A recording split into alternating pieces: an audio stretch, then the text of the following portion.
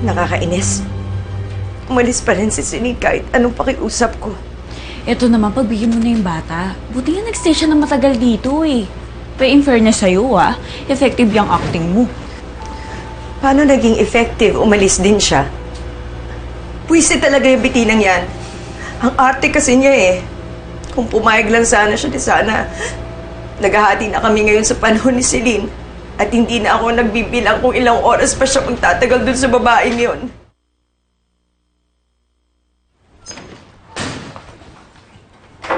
Celine, ano pang ginagawa mo dito? Lola, pinapalis niyo na ba ako? Hindi kita pinapalis. Anak ka pa rin ni Bettina. Apo pa rin kita. Pero itong ginagawa mo, aalis ka, babalik ka. Magtatalo kayo ng mami mo, iiyak siya. Sasapuhin ko siya. Ipinagdidiinan mo lang ang sakit na binibigay mo sa mami mo. At hirap na siya. Lola, bakit ba pagkausap niyo ako parang sama akong tao? Gusto ko lang maging anak sa kanilang dalawa. Kay Mommy and kay Mama. Mali ba na gusto ko silang pagsilbihan? Mali ba yun? So, anong plano mo? Pagpapatuloy ko na lang itong acting-actingan na to. Pagtsatsagaan ko na lang. Total, nakikita ko naman na mahal na ako ng anak ko eh. It's just a matter of time. Bago tuluyang makasama ko yung anak ko ng buong buo.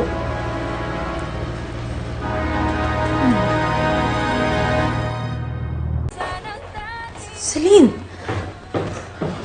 Ano to? Pati ang lola mo? Inaaway mo na rin?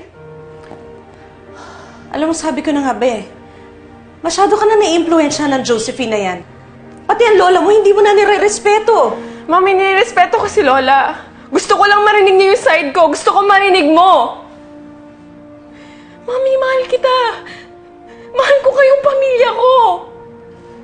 Wala akong ibang hinangad kundi mabuo tayo. Pero ang dami na nagsinungaling, ang dami na nagtago sa akin ng mga sikreto. Mami, kasalanan ko ba na may isa pa ako nanay?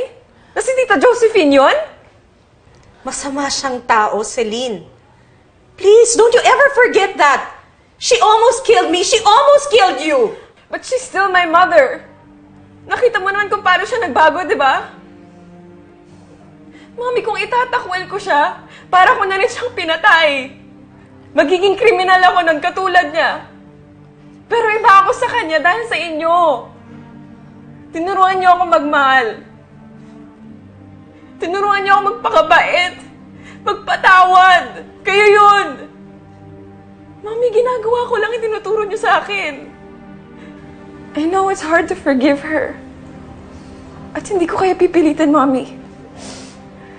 Pero hinihingi ko lang, sana ayusin natin. Mami, kailangan mo tanggapin na dalawa na kayong mami ko. She's going to hurt you. Masasaktan ka lang, Celine.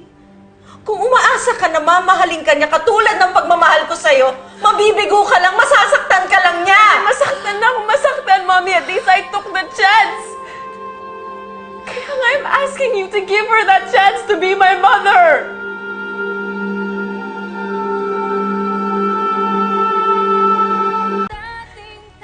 Please, makinig ka naman sa akin. Kalimutan mo na lang siya. Kalimutan mo na meron ka pang isang ina. Mami, how can you ask that of me? Nakita mo naman yung tsura niya. Hindi siya makalakad. Then you're asking me to forget her? Inililigtas lang kita sa kapahamakan.